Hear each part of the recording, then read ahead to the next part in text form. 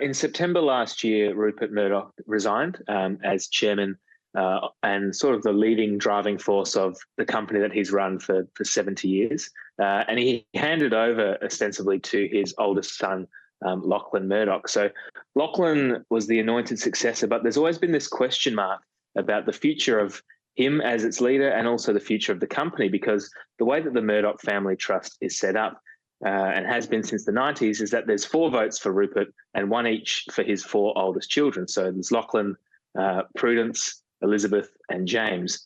But although Rupert had anointed Lachlan as his successor, when he dies, those votes they disappear, and Lachlan could potentially be voted out by his 3 other siblings. They could all gang up on him. And that became a genuine concern, given that James, his younger brother, has not been shy about voicing his concerns about the direction of the company and the future of the Murdoch name in the media.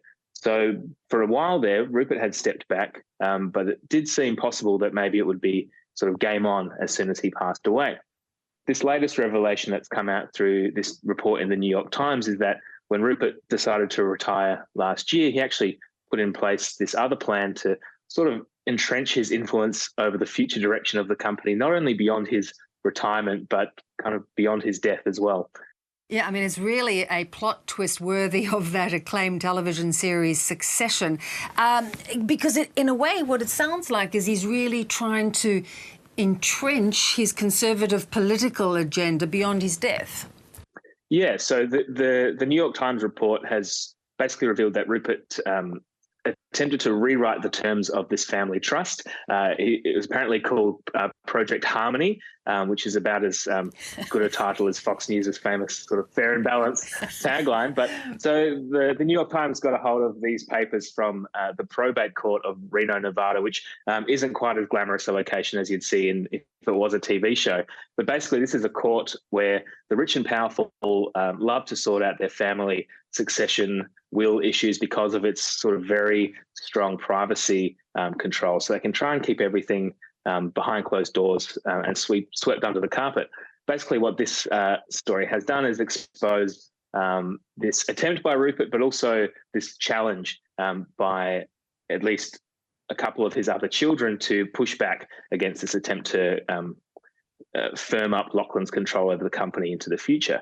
And a lot of that concern, the way that they've phrased this attempt to rewrite the terms of the trust, is that the argument goes, this is supposedly a good faith argument, that if, say, Lachlan was voted out and James was going to exert control over the company and its future direction, Fox News and some of those other news titles that the company and the family still owns might pivot away from that conservative base, that Trump MAGA base that they've really lent into in the past few years, and try and pivot towards something perhaps a little more centrist.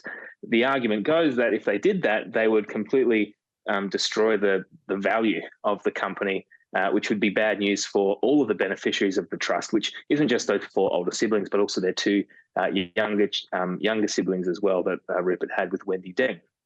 I mean, that's the argument. But really, if it's a question of money, all of the beneficiaries of this trust are all about $2 billion richer since they sold off 20th Century Fox to Disney in 2017. So really, it's really about the legacy of the Murdoch family in the media and the future of the Murdoch name. Yeah, and do you think, having written about Rupert Murdoch, it is about what he's built, the empire that has been built, and the fact that he's gone so conservative, so far to the right, to the sort of MAGA base, as you point out, that it's something that means a lot to him to keep intact? I mean, certainly, and the company has been beholden to the direction that he has set for 70 years, more or less. And so the idea that, when he announced his retirement, that he'd sort of walk away and ride off into the sunset, that always seemed a little bit too good to be true. And now we're realizing that it's definitely not. He had put some plans into place. But for me, having spent a lot of time thinking about and writing about the early years of the Murdoch empire and where Rupert came from, there is a sense that perhaps by tweaking the terms of the family trust, he's trying to avoid leaving Lachlan with a similar kind of power struggle that he was thrust into. So his father, Keith Murdoch, famously was a very influential newspaper baron in his own time in Melbourne in the 1950s. But he died quite unexpectedly, and although he tried to build up an inheritance for Rupert, a few newspaper and radio interests, in his will he said that he wanted Rupert to live a useful, altruistic life in the media. But he died very suddenly, barely 24 hours after initiating a boardroom purge at the Herald and Weekly Times. So when Rupert inherited these newspaper interests, he was thrown into this sort of sink or swim battle where all of Keith's former allies and his rivals were trying to sort of cut his lunch, as he saw it, and wrest back this inheritance that he'd received from his father. So that was the foundation, the first battle that Rupert experienced, and it put him on a treadmill where he was constantly fighting back against these bigger companies that his father had been in control of. And you can see that there's a sort of a pretty straight line from that starting point to 70 years, where he still has this sort of fight back mentality, even though he is, one of the most powerful and influential men of the past century. But Walter, do you think though,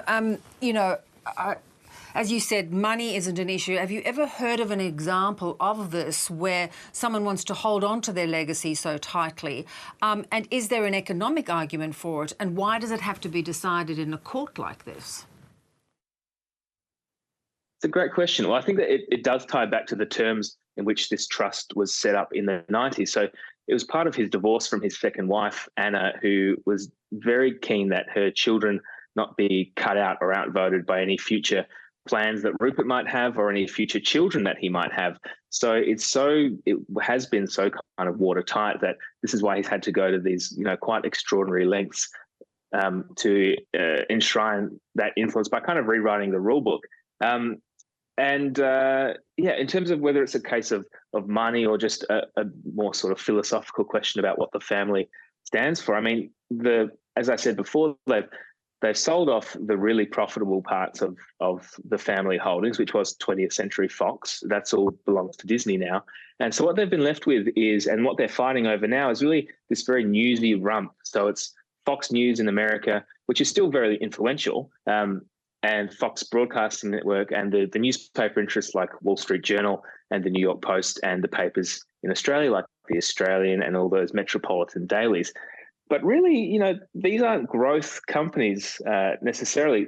When Rupert inherited this company, it was a time of extraordinary growth for news companies, and he was having to fight back to sort of stake his claim to a little part of that big market. That market has shrunk, and the fight isn't from other people trying to take over what the Murdochs have. It's really just squabbling for these companies that in many ways have been in a long and steady decline. Quite Machiavellian. Really good to chat. We'll see what happens. Thanks for your time. Thank you.